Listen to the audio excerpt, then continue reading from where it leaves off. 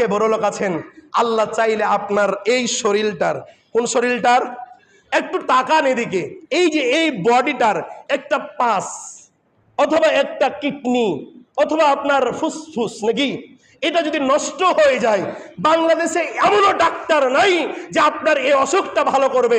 আল্লাহ কি এমন অসুস্থ আপনাকে করতে পারে না? পারে না? কথা সত্য না মিথ্যা? আরে কোটি কোটি টাকার মালিক, 10 লক্ষ 10 কোটি টাকার মালিক, আল্লাহ আপনাকে এমন অসুখ দিয়েছেন, ওই জায়গাতে লাগবে 11 কোটি টাকা। কত কোটি? 11 কোটি টাকা লাগবে আপনার। আপনার অসুখ হয়েছে এমন বড় একটা অসুখ যে সমাজের ভিতরে আপনি সবচাইতে বড় লোক, মালিক কয় লক্ষ টাকার, হয়তো 10 লক্ষ টাকার মালিক। আপনার আল্লাহ যে অসুখটা দিয়েছে ভালো হবে কয় লক্ষ টাকা নিয়ে? 11 লক্ষ। কম পড়ে যাচ্ছে কয় লাখ? 1 লাখ কম পড়ছে না? আল্লাহ পারে না? পারে না? ভাব দেখান কেন তাইলে? আরে ভাই, টাকা পয়সার মালিক আল্লাহ করেছে, আজকে ধনী কালকে আপনি ফকির, আল্লাহ করতে পারে না? পারে না? দেখিস না বিভিন্ন রাষ্ট্রে আমরা দেখেছি না, আজকে বড় ব্যক্তিত্বরা কোটি কোটি টাকা থাকতেও, তারা কোটি কোটি টাকা থাকতেও রাত গেলে দিন গেলে তারা আরামে ঘুমাতে পারে না। আল্লাহ এমন অসুখ দিয়েছে না দেয়নি? বড় লোকদের আল্লাহ তাআলা পরীক্ষা করছেন টাকা পয়সা দিয়ে। কি দিয়ে পরীক্ষা করছেন? যারা দরিদ্র তাদের হাত কয়টা? পরীক্ষা একটু আপনাদেরকে আমি করে ফেলি, যারা দরিদ্র হাত কয়টা? যারা ধনী হাত কয়টা? যারা দরিদ্র চোখ কয়টা? যারা ধনী তাদের চোখ কয়টা? সবকিছুই তো তাদের জন্য ঠিক আছে।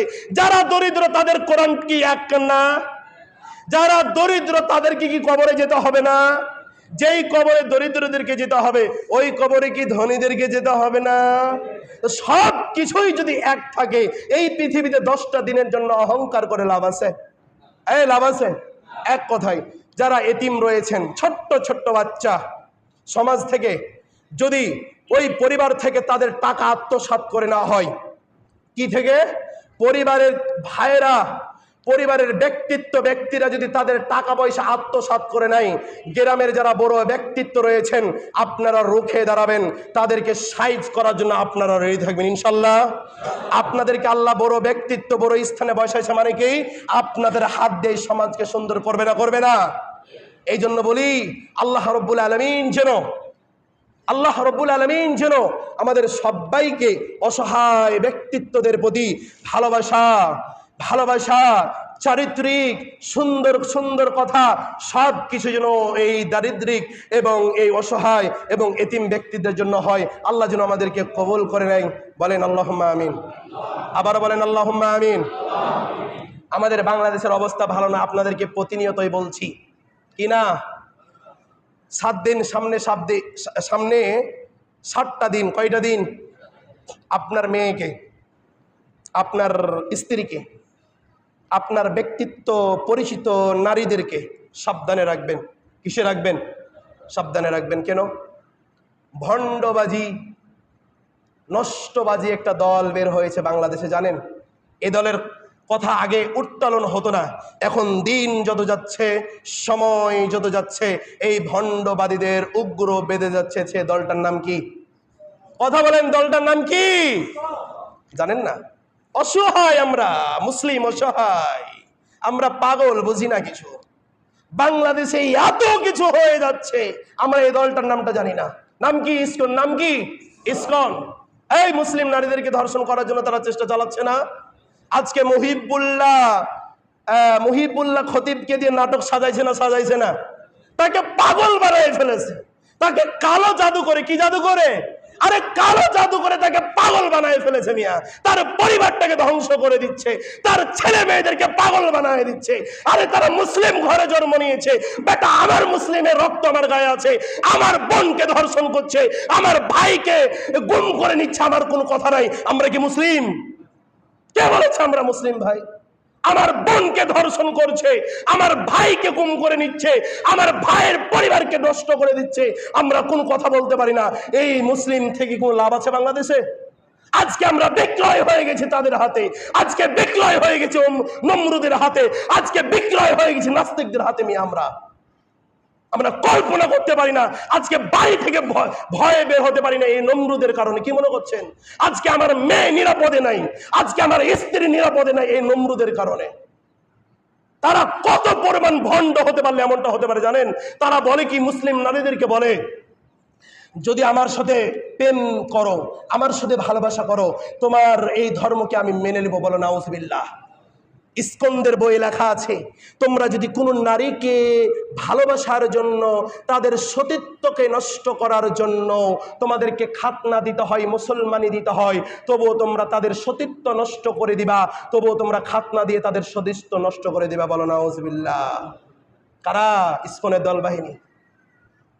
প্রিয় ভাইয়ের আমার, আপনাদের কাছে একটা অনুরোধ থাকবে, যদি যদি এই বাংলার জমিনে প্রশাসন বিচার না করে, আমরা প্রশাসনকে বড় আকারে বলবো, গলা ফাটিয়ে তাদেরকে বলবো, যদি তারা বিচার করতে ব্যর্থ হয়ে যায়, যদি তারা কি করতে ব্যর্থ হয়ে যায়? বিচার করতে ব্যর্থ হয়ে যায়। যাদের বিচার হচ্ছে না বাংলার জমিনে, তারাই কষ্ট বুঝতে পারছে, বরং কেউ বুঝতে পারে না। কথা আমার বুঝতে পারছেন না? আমার মেয়েকে ধর্ষণ করেছে, আমার কাকে ধর্ষণ করেছে? আমার মেয়েকে ধর্ষণ করেছে। আমার মেয়ের বিচার যদি এই বাংলার জমিনে না হয়, কেউ কি কষ্ট বুঝতে পারবে না? আমি বুঝতে পারবো, আমি আমার কষ্ট বুঝতে পারবো, কেউ আমার কষ্ট বুঝতে পারবে না। কথা সত্য না মিথ্যা? কেউ আমার কষ্ট বুঝতে পারবে না। আজকে আমার মেয়েকে ধর্ষণ করা হচ্ছে, কেউ কথা বলে না। সবাই কি নিয়ে ব্যস্ত? বিএনপি রাজনীতি নিয়ে ব্যস্ত, জামাত ইসলাম রাজনীতি নিয়ে ব্যস্ত, এনসিপি পার্টি রাজনীতি নিয়ে ব্যস্ত, ওই দল রাজনীতি নিয়ে ব্যস্ত। আমার বোনকে ধর্ষণ করে যাচ্ছে, করে যাক, কোনো সমস্যা নাই। প্রতিবাদ কে করবে? কবর থেকে উঠেছে আপনার বাপদাদা করবে? এই মেয়ে, কবর থেকে উঠেছে আপনার বাপদাদা করবে? অপেক্ষা করেন। আল্লাহ রসুলের বিবি, ছোট্ট বিবি আয়েশা রাদিয়াল্লাহু তাআলা আনহা, আল্লাহ রসুল বলছে, আয়েশা শোনো শোনো শোনো শোনো, তুমি ছোট্ট ছোট্ট গুনাহ থেকে বেঁচে থাকো, কারণ এই ছোট্ট ছোট্ট গুনাহগুলো একদিন কি হয়ে যাবে? বিশাল বড় পাহাড় আকৃতি ধরে ফেলবে। এই জন্য বাংলাদেশের ছোট্ট ছোট্ট জিনিসগুলোকে যদি আজকে আপনি দাবিয়ে দিতে না পারি, এই ছোট্ট ছোট্ট বিষয়গুলো একদিন মুসলিমদের জন্য ভয়ানক হবে না? হবে না? কথা সত্য না মিথ্যা?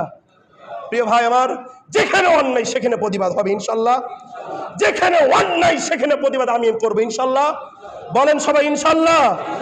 আমাদের উচিত জামাতকে এক হয়ে যাওয়া। এখন আমাদের উচিত বিএনপিকে এক কাঁধে দ্বারা, আমাদের উচিত আওয়ামী লীগকে এক কাতারে দ্বারা, আহলে হাদিস হানাফি সবাইকে এক কাতারে দাঁড়িয়ে এই নমরুদের বিপক্ষে যুদ্ধ করার কথা সত্য না? কিন্তু আমরা সবাই দলভক্ত, আহলে হাদিস একটা গ্রুপ। হানাফি ভাইয়েরা নবীর নিচে হাত বাঁধা নিয়ে ব্যস্ত, আহলে হাদিসেরা বুকের নিচে হাত বাঁধা নিয়ে ব্যস্ত, কেউ রাজনীতি নিয়ে ব্যস্ত। এই ব্যস্ত ব্যস্ত করতে করতে এই নমরুদরা এর ফাঁকে কি করছেন? কাজ চালাচ্ছে না? চালাচ্ছে না? এই জন্য বলি, আল্লাহ রাব্বুল আলামিন সকল দল মত সবাইকে যেন এক হয়ে, যখন ঈমান নিয়ে আমাদের প্রশ্ন উঠবে, কি নিয়ে প্রশ্ন উঠবে? ঈমান। যখন ঈমান নিয়ে প্রশ্ন উঠবে, কে আহলে হাদিস, কে হানাফি, কে সালাফি, কে জামাত, কে বিএনপি, কে আওয়ামী লীগ, কোনো দেখার বিষয় থাকবে না। যখন ঈমান নিয়ে আমাদের প্রশ্ন উঠবে, সবাই কাঁধে কাঁধ মিলিয়ে তাদের বিপক্ষে আমরা যুদ্ধ করবো ইনশাল্লাহ। আবার বলেন ইনশাল্লাহ। হে আল্লাহ, আমাদের সবাইকে কবুল করেন, বলেন আল্লাহুম্মা আমিন। আবারও বলেন আল্লাহুম্মা আমিন।